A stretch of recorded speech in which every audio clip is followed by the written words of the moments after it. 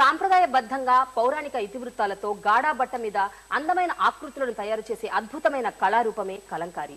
దాదాపు తిరిగి ఆధునికతను ఈ కళకు జోడించి దీనికి ప్రాణం పోస్తున్నారు. సాక్షాత్ శ్రీకాళహస్తీశ్వర స్వామి ఆలయం సాక్షిగా అలరాడుతున్న కలంకారీ కళా వైభవం ఈ వారం ప్రజాపక్షం.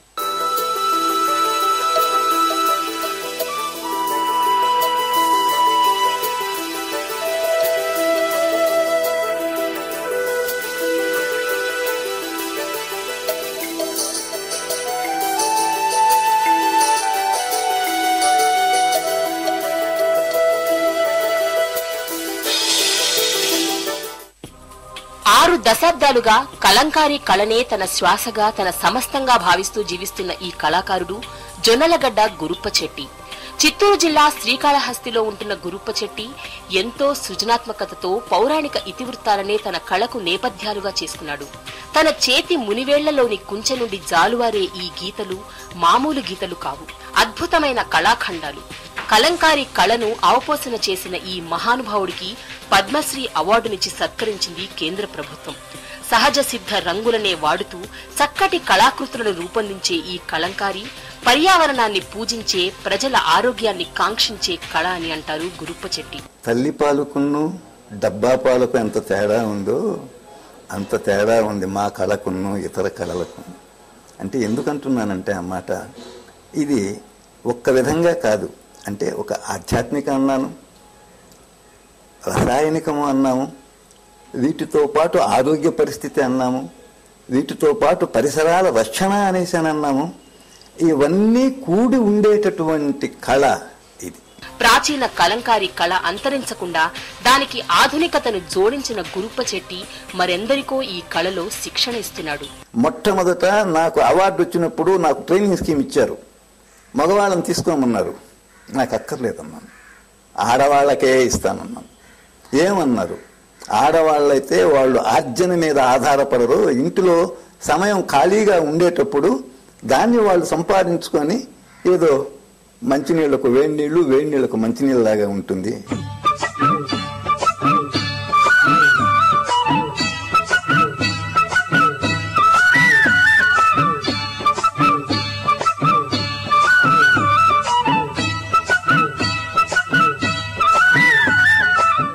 ఒకప్పుడు కేవలం పౌరాణిక కథలను గీస్తూ రకరకాల బొమ్మలు వేసేవారు. రామాయణ, భారత, భాగవత కథలను ఎంతో అద్భుతంగా రాసేవారు ఈ గాఢ గుడ్డ మీద. రాష్ట్రంలోని ఎన్నో దేవాలయాలకు వీటిని అలంకరణలుగా ఇచ్చేవారు గురుప్పచెట్టి. తన తోటి కళాకారులు కూడా ఇదే చేసేవారు. కానీ గురుప్పచెట్టి కొడుకు నిరంజన్ మాత్రం ఈ కళకు మరికాస్త అందాన్ని, హంగుని, ఆధునికతను జోడించాడు. కేవలం పౌరాణిక ఇతివృత్తాల మీదే ఆధారపడితే కళ కనుమరుగవుతుందేమోనన్న భయంతో ప్రస్తుతం ప్రజలకు కావలసిన విధంగా, వారికి అనుకూలంగా, ఇష్టపడేలా గృహోపకరణాలను ఎన్నో తయారు చేయడం మొదలుపెట్టాడు నిరంజన్. అంటే ఈ కాలం మారుతుండే కొద్దీ మన పబ్లిక్ కూడా వాళ్ళకి కొంచెం కొత్తదనం కావాల్సి వస్తూ ఉంది. దానికని మనం చేస్తాం, ఇప్పుడు దీన్ని కొంచెం మోడిఫికేషన్ చేస్తున్నాం. అంటే మన ట్రెడిషన్ చెడిపోకుండా, ఉన్న రంగులు మనం వేరే రంగులు వాడకుండా దాన్ని కొంచెం డెవలప్ చేస్తున్నాం. ట్రెడిషనల్ గానే ఉంటే బెటర్, కానీ ఇప్పుడు ఇలా లేకపోతే కలంకారీకి వాల్యూ లేదన్నట్టుగా అయిపోతుంది. ప్రస్తుతానికి ట్రెడిషన్ ఎవరు అంతగా ఇష్టపడట్లేదు కదా. ఒకప్పుడు తన తాత, తండ్రి ఇలా ఇంట్లోని మగవారు మాత్రమే రూపొందించే ఈ కళాకృతులను ఇప్పుడు తమ ఇంట్లో ఆడవారికి కూడా నేర్పించారు. ఇంటిళ్ల పాది కలంకారీ తమ జీవనాధారంగా మాత్రమే కాదు, ఈ కళను నేర్చుకున్నందుకు గర్వపడుతున్నామంటారు. దీన్నంతా చేస్తే రోజుకి ఎంత వస్తుందమ్మా, ఓహో అంటే వాళ్ళు అంటూ ఉంటారు, ఏదో మేము నెలకు 6,000 సంపాదిస్తాము, 7,000 సంపాదిస్తామని. కానీ అది కూడా ఒక విధంగా మంచిదే కదా. మోటు పని చేసేవాడు 200 సంపాదించేదానికన్నా వీళ్ళు ఇక్కడ కూర్చొని సంపాదిస్తున్నారంటే మంచిదే కదమ్మా, అందులో నేలలో కూర్చొని. ఇది ట్రెడిషనల్ ఆర్ట్ కాబట్టి ఇంకా జనరేషన్ ని ఎవరో ఒకరు ప్రమోట్ చేస్తున్నారు కాబట్టి నేను నేర్చుకుంటున్నాను. నాకు ఇంట్రెస్ట్ ఉంది, చిన్నప్పటి నుంచి డాడ్ చేస్తున్నారు కాబట్టి నేర్చుకుంటున్నాను. కళలో ఉండేది నేను వచ్చి 4వ జనరేషన్, ఇది 4th జనరేషన్. ఇది నేను వదిలేస్తే ఇంకా ఇంత పట్టుతంతో తీసుకుని ఇంట్రెస్ట్ ఎవరు ఉంటారని చెప్పేసి దీంట్లో ఫుల్ టైం దిగాను. అంటే దిగినప్పుడు కొంచెం బాధపడ్డానమ్మా. అంటే ఫైనాన్షియల్గా అయితే ఏమి అన్ని రకాలుగా ఇబ్బందులు ఎదుర్కొన్నాను. తర్వాత కొంచెం నాన్నగారి ప్రోద్బలం, ఉత్సాహంతో కొంచెం దీన్ని ముందుకు తీసుకెళ్తాను.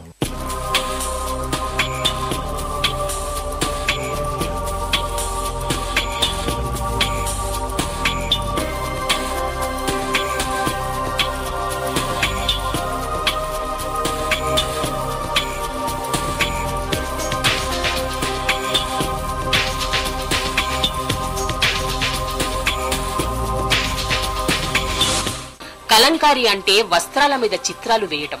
కలంకారీ అనేది ఉర్దూ భాష నుండి వచ్చింది. కలంతో గీసిన ఈ బొమ్మలు కళాకారుడి ప్రతిభకు చిహ్నాలు. మొదట ఈ బొమ్మలను కేవలం పౌరాణిక కథలను ఆధారం చేసుకుని గీసేవారు. దాదాపు 10-14 మీటర్ల బట్ట మీద ఓ 2 నెలల పాటు ఈ ఆకృతులను రూపొందించేవారు. పర్యావరణానికి దోహదపడే సహజ సిద్ధమైన రంగులనే వాడతారు కలంకారీలో. బెల్లం, పాలు, కరక్కాయ, దాని పిండి, మంజిష్ట, సుళ్ళుపట్ట, పబ్బాకు, నీలిమందు ఇటువంటి ప్రకృతి సిద్ధమైన పరికరాలనే వాడతారు. దీంట్లో కరక్కాయ వాడుతూ ఉన్నాం. ఆ కరక్కాయ అనేటిది చేతితో తాకినప్పటికీ, ఏం చేసినప్పటికీ మనకు ఉండేటటువంటి గజ్జిపోతుంది. దాన్ని పక్కన వేసేసామనుకోండి, అక్కడ ఆ నేల ఏ విధంగా అయితే మనం ముందు గోమయంతో ఇంటి ముందు కళాపీలు చదువుతూ ఉంటే ఎట్ట రక్షణగా ఉందో ఆ విధంగా ఉంటుంది. సరే, ఇక అది ఏదన్నా మనం తీసుకున్నామనుకోండి, ఆ రసాన్ని, బెల్లము, ఇనుప ముక్కలు, నీళ్లు, అది that will act as like iron tonic. ఇటువంటిది లేదన్నమాట. సరే, ఇంకా మంజిష్ట అన్నాము, సురుడు చెక్క అన్నాము. మీరు ఈనాడు keep in a cool place మందులు కాదండి, ఎక్కడన్నా పెట్టుకోండి ఆయుర్వేదిక్ మెడిసిన్స్. వాటిని కానీ చూసామంటే త్రిఫల చూర్ణ అంటాం, ఆయుర్వేద మందులు అన్నాం. ఆయుర్వేద మందులలో ఉపయోగించేటటువంటి ముడి పదార్థాలు ఇందులో ఉన్నాయి.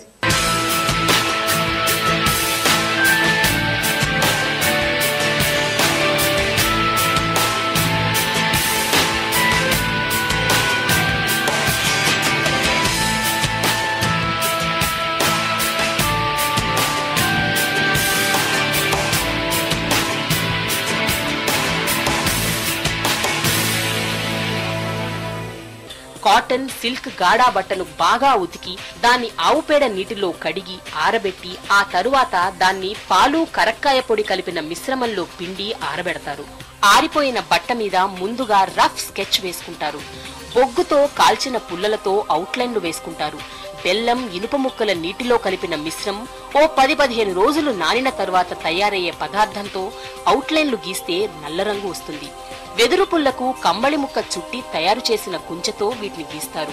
పటికను నీళ్లల్లో కలిపితే ఎరుపు రంగు వస్తుంది. కరక్కాయ పొడిలో నీళ్లు, పటిక కలిపితే పసుపు పచ్చ రంగు, ఎరుపులో పసుపు పచ్చ కలిపితే ఆకుపచ్చ రంగు. ఇలా పూర్తిగా సహజ సిద్ధమైన రంగులతో బొమ్మలను గీశాక ఈ బట్టను ప్రవహించే నీటి ధారలో కడిగి ఆరబెట్టి మంజిష్ట మూలికను వేడి నీళ్లలో వేసి తిరిగి ఆ బట్టను పిండిన తరువాత రూపొందే కళా రూపమే కలంకారీ. ప్రధానంగా మనం కలంకారీ గురించి మాట్లాడుతున్నప్పుడు ఈ శ్రీకాళహస్తిలో చేస్తున్న ఈ free hand drawing, pen drawings ఏవైతే చేస్తారో అంటే దే ఆర్ యూనిక్. అంటే ఎక్కడ దేశంలో ఎక్కడ వేరే చోట క్లాత్ మీద ఈ పెయింటింగ్స్ వేసి అంటే మైథలాజికల్ థీమ్స్ ముఖ్యంగా మహాభారతం, రామాయణం, భాగవతం వీటిని డిపిక్ట్ చేసి, అలాగే ట్రీ ఆఫ్ లైఫ్ అని చెప్పి అంటే మన అంటే లైఫ్ ఎన్ని ఫామ్స్లో ఉంటుందని చెప్పి డిపిక్ట్ చేసడానికి ఒక అద్భుతమైన ప్రక్రియ అది. దీనికి అంటే సాటి వేరే మనకు ఈ క్లాత్ బేస్డ్ పెయింటింగ్స్ ఎక్కడ కనపడదు. ఇంతటి అద్భుతమైన కళారూపాలను తయారు చేయడం వెనుక కళాకారుల శ్రమ ఎంతో ఉంది. గంటల కొద్దీ బొమ్మలు గీస్తారు, అందులోనే ఆనందాన్ని పొందుతారు. ఒకప్పుడు కేవలం ఒక్క కులానికి మాత్రమే పరిమితమైన ఈ కళ ఇప్పుడు అన్ని కులాలకు పాకింది. కేవలం మగవాళ్లు మాత్రమే కలంకారీ వస్తువులను తయారు చేసేవారు ఒకప్పుడు. కానీ ఇప్పుడు ఆడవాళ్లు కూడా దాన్ని నేర్చారు. ఆదరణ లేక అంతరించిపోతుందేమోనని అనుకున్న సమయంలో ఈ కళ అద్భుతంగా పుంజుకుంటోంది. మా జీవితంలో మేము నిండా కష్టపడుతున్నామండి. ఏదో ఇది పెట్టినాక, ఆఫీస్ పెట్టినాక అంటే ఎండకి గాలికి పోతా కష్టపడుతున్నాము. ఈ ఆఫీస్ పెట్టినాక దీంట్లోకి వచ్చి చేరినాక ఆ ఎండకి గాలికి పోకుండా దీంట్లోనే బతకగలుగుతున్నాం. పురాతన కాలంలో ఏంటంటే టెంపుల్స్ తీసుకుంటారు, గుళ్ళకి తీసుకుని వాళ్ళు డిస్ప్లే చేసి వచ్చిన పబ్లిక్ దాని ద్వారా కొంచెం ఎడ్యుకేట్ చేయడం అన్నమాట. మన పురాణాల ఇతిహాసాలని వాళ్ళకి జనాల్లోకి చెప్పించుకోవడం కోసం తీసుకుంటూ వచ్చారు గుళ్ళకి. ఇప్పుడు గుళ్ళకి వెళ్ళే చాలా తక్కువ అయిపోయింది కాబట్టి వీటిని ఇట్లా చేస్తున్నాం, హోటల్స్లో వాటిలో చేస్తున్నాం. సంపాదన బాగానే ఉంటుంది. 3,000 పైన ఎక్స్ట్రా ఆదాయం ఉంటుంది. పైన కష్టపడిన దాన్ని బట్టి వారం వచ్చి 3,000 ఇస్తారు. 6-7 ఉంటుంది. నేను నైట్ ఇంటికాడ కష్టపడే దాన్ని బట్టి ఉంటుంది. ఒక 7-8 వేలుగా ఒక్కొక్క నెలలో